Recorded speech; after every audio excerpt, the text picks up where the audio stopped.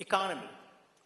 I look at the economy at large as a lake and my company as a boat. I'm always interested in keeping my boat at the top of the water level, regardless of the water level rising or receding. When the water level goes down, more rocks are exposed. As an entrepreneur, I need to steer the boat in the right direction and watch for those rocks, obstructions, and other boats. Basically, you need to run businesses in different economic times differently. During recessions, you have to lower your sales price. But is that a bad thing? Not necessarily, as you have the opportunity to drive the cost down too, by renegotiating the cost with your vendors. You also lose some revenue, but can you also not gain some? Let me give you the example of my banquet hall business.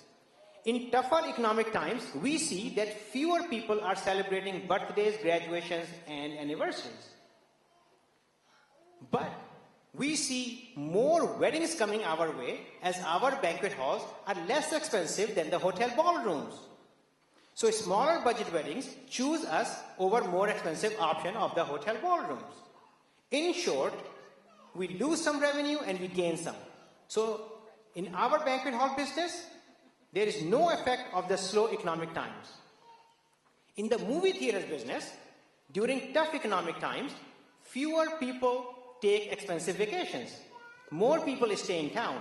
More people come and watch the movies as it is a less expensive entertainment. In the advertising industry, during tough economic times, we see more businesses shutting down. Ownerships change. Names change. New branding has to be done. New owners bring new marketing funds. Bottom line, there are plenty of opportunities for a media company in bad economic times. From IT staffing purposes, the uncertainty in the future brings a lot more opportunities. How? When businesses are confident that they are hiring for long term, they tend to hire the full-time W-2 permanent employees. But for as long as they are uncertain, they tend to hire on temporary basis using IT staffing firms. In short, I don't see slow economy as devastating to the businesses as many other business owners do. So, I buy those businesses in slow times. If you ask me what the most important thing in any business is, it is the borrowing ability of the business. In good times or bad, maintaining trust and good relationship with your banker is extremely important. While many will say that these are challenging times for businesses, those who have the ability to borrow will enjoy historically low interest rates, favorable lease terms, availability of great talent at affordable prices, and low tax rates. Actually, tough economic times can offer great growth and expansion opportunities, provided you have the ability to borrow. So once again, don't worry about the economy. Look at all the opportunities around you. Try to avoid the costly mistakes. And once you have made the mistake, correct it as soon as you can, and do not let the egos come in the way. Let me give you a real-life example of the mistake I made and how I corrected it. About 10 years ago, when we were building a telecom probing system called Fastest, and when our alpha prototype was ready, we went to MCI, WorldCom, Quest, LCI, Alcatel, Lucent, and many others, only to find out that Hewlett-Packard, HP, was also working on a similar machine and they were almost ready too. It was a big, huge setback for us. We had a better system with more features and options, but certainly could not compete with HP brand and its organized sales channels.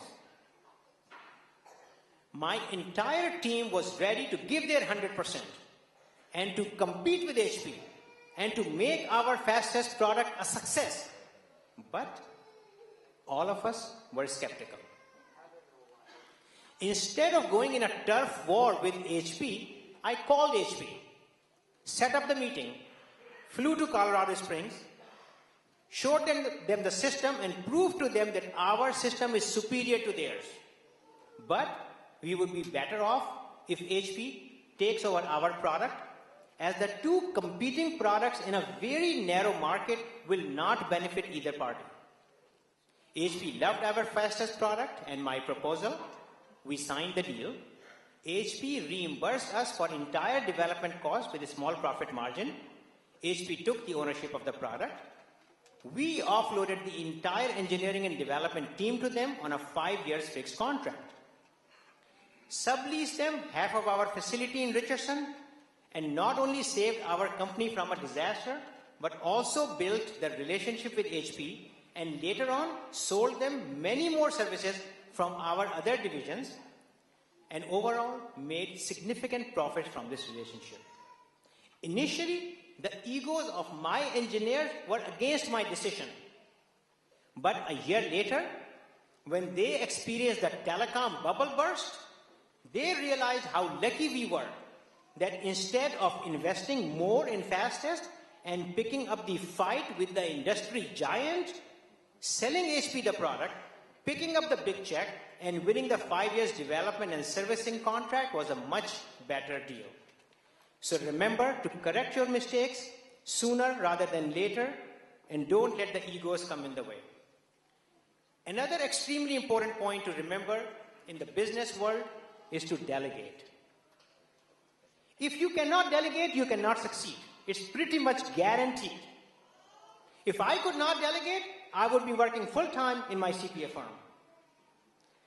Delegation is not easy, but a combination of the following 3 things makes it doable. 1, the right hires. If the person is not capable of performing at the highest standards, you won't feel comfortable delegating. Number 2, proper training. Unless you train the person to do things your way, you won't feel comfortable delegating. Number 3, building trust. Without mutual trust, it would be impossible for you to delegate the important tasks. I know it's easier said than done, but remember, if you cannot delegate, you cannot succeed. On a lighter note, if I ask you the difference between stupid and maniac, and I ask you for examples, I am sure I will get various different ones. Let me share with you the one that I like the most. When you're driving on a highway, anyone that is driving slower than you is stupid. And anyone that is driving faster than you is a maniac. Why I brought this definition to this auditorium today is to tell you that for all those stupid, you are the maniac. And for all those maniacs, you are the stupid. So my advice to you is not to worry about the stupids or the maniacs.